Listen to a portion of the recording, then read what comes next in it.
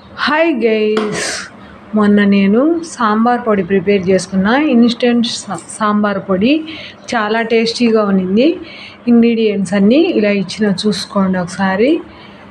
అన్నీ వేసి ఒకదాని తర్వాత ఒకటి వేయించుకోవడమేనండి మొత్తం అన్నీ. ఫస్ట్ కందిపప్పు 2 గ్లాసులు తీసుకున్న, చిన్న గ్లాసులు 2 చిన్న గ్లాసులు తీసుకొని దోరగా వేయించుకోవాలి. మరీ మాడిపోయినట్టు కాకుండా మీడియం ఫ్లేమ్లో పెట్టుకొని దోరగా వేయించుకోండి. స్మెల్ వచ్చేస్తుంది. ఆ స్మెల్కు తీసి ఒక ప్లేట్లో పోసేసుకోండి. అన్నీ ఒకే ప్లేట్లో పోసుకోండి సరిపోతుంది. 1/2 గ్లాసు మినపప్పు, 1/2 గ్లాసు శనగపప్పు వేసుకున్నా. ఆ 2 కూడా ఇలాగే వేయించుకున్నా. వేయించి ఆ ప్లేట్లోనే పోసేసిన. తర్వాత 1/2 గ్లాస్ కన్నా కొన్ని తక్కువ ధనియాలు కూడా వేయించుకొని వేసేసుకున్నా. ఒక 10 ఎండుమిర్చి వేసుకున్నా. ఎండుమిర్చి వేసి కొద్దిగా వేగిన తర్వాత కరివేపాకు వేసుకున్నా. కరివేపాకు ఎండుమిర్చి బాగా వేగిన తర్వాత దాంట్లో వేసేసుకున్న ప్లేట్లో. తర్వాత కొన్ని మిరియాలు, జీలకర్ర, మెంతులు 3 వేసి ఒకే దాంట్లో అవి కూడా వేయించుకున్నా. వేయించి పక్కన పెట్టి స్టవ్ ఆఫ్ చేసుకున్నా. ఆఫ్ చేసిన తర్వాత అది గోళము వేడిగా ఉంటుంది కదా, ఆ హీటుకు ఒక నిమ్మకాయ సైజ్ అంతా చింతపండు తీసుకున్నాండి. దాన్ని కొంచెం అలా వేడి చేసుకుంటే కనుక మిక్సీ పట్టుకునేటప్పుడు బాగా పడుతుందని చెప్పేసి ఇలా మిర్చి అలాగే ఉంటే పడదని చెప్పి తుంచి వేసుకున్నా. నేను తుంచి వేసుకొని దాంట్లోనే అన్నీ మిక్సీ జార్లో వేసుకున్న తర్వాత టేస్ట్కి తగినంత ఉప్పు, పసుపు వేసుకున్నా. పసుపు వేసి కొద్దిసేపు తిప్పిన తర్వాత మళ్ళీ మధ్యలో చింతపండు యాడ్ చేసుకున్నా. చింతపండు యాడ్ చేసుకొని మళ్ళీ మిక్సీ పట్టేసుకున్నా. బాగా మెత్తగా అయిపోయింది. చాలా స్మెల్ వచ్చింది, భలే బాగునింది. తర్వాత నేను తర్వాత వేసుకుంటానా సాంబార్ చేసుకునేదానికి అని చెప్పేసి చూడండి. ఆయిల్ వేసుకొని దాంట్లో కొన్ని శనగపప్పు, కొన్ని మినపప్పు, జీలకర్ర, ఆవాలు, ఒక పెద్ద ఆనియన్ కట్ చేసుకొని వేసుకున్నా. కొంచెం అంత కరివేపాకు, ఒక 2 పచ్చిమిర్చి చీలికలు వేసుకున్నా.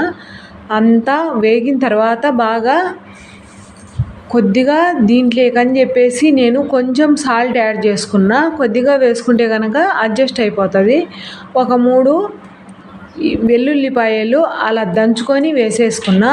ఒక 3 టమాటాలు కట్ చేసుకొని సన్నగా వేసేసుకున్నా. కొద్దిగా మగ్గిన తర్వాత అది మనము ప్రిపేర్ చేసి పెట్టుకున్నాం కదా సాంబార్ పొడి, ఇది మగ్గుతుందండి. ఈలోపు వేడి నీళ్ళల్లో నేను 4 స్పూన్లు వేసుకున్నా. నేను ఇడ్లీలోకి సాంబార్ ప్రిపేర్ చేసుకుంటాండా, అందుకని చెప్పి ఇడ్లీలోకి కొంచెం ఎక్కువ కావాలి కదా అని చెప్పి 4 స్పూన్లు యాడ్ చేసుకున్నా. మీరు మీ క్వాంటిటీని పట్టుకొని వేసుకోండి. చూడండి, ఇలా ఉండలు లేకుండా బాగా కలిపేసుకోవాలి సాంబార్ పొడిని. వేడి నీళ్ళు వేసుకొని, మరీ వేడివి కాదు, కొద్దిగా వేడి నీళ్ళు ఇలా కలుపుకొని అవి మగ్గుతున్నాయి కదా టమాటాలు, దాంట్లో వేసుకొని ఉడికిన తర్వాత దించుకుంటే సరిపోతుంది. చూడండి, టమాటాలు మగ్గిపోయినాయి. బాగా మగ్గిపోయిన తర్వాత దీంట్లోనే ఆ కలుపుకున్నది మనము వేసేసుకుంటే కనుక సరిపోతుంది. మీకు ఎన్ని నీళ్లు పడతాయో అన్ని నీళ్లు వేసేసుకోండి. మాకు సరిపోయే నీళ్లను నేను యాడ్ చేసుకుంటాండా. ఇలా చేసుకుంటే కనుక పని కూడా చాలా ఈజీ అవుతుంది. ఉదయాన్నే సాంబార్ ప్రిపేర్ చేయాలంటే చాలా హడావిడి పడుతూ ఉంటారు. ఇడ్లీలోకి సాంబార్ ప్రిపేర్ చేసుకోవాలంటే లేట్ అయిపోతూ ఉంటుంది అని చెప్పి ఇలా ముందే ప్రిపేర్ చేసి పెట్టుకుంటే ఈజీ ప్రాసెస్ అవుతుంది. ఇదండి, ఉడుకుబట్టింది, ఉడికిపోతుంది. మా వీడియో నచ్చితే ఒక లైక్ చేసి మా ఛానల్ను సబ్స్క్రైబ్ చేసుకోండి. మీ ఫ్రెండ్స్కు షేర్ చేయండి మా ఛానల్ని. మా సాంబార్ పొడి ఎలా ఉందో కామెంట్ పెట్టండి. చూడండి, బాగా ఉడికిపోయింది.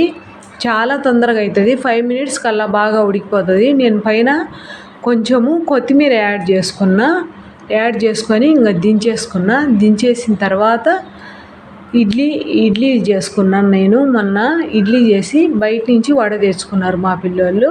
ఇది చూడండి, ఇడ్లీలోకి సాంబారు అలాగే కొంచెం చట్నీ కూడా చేసిన.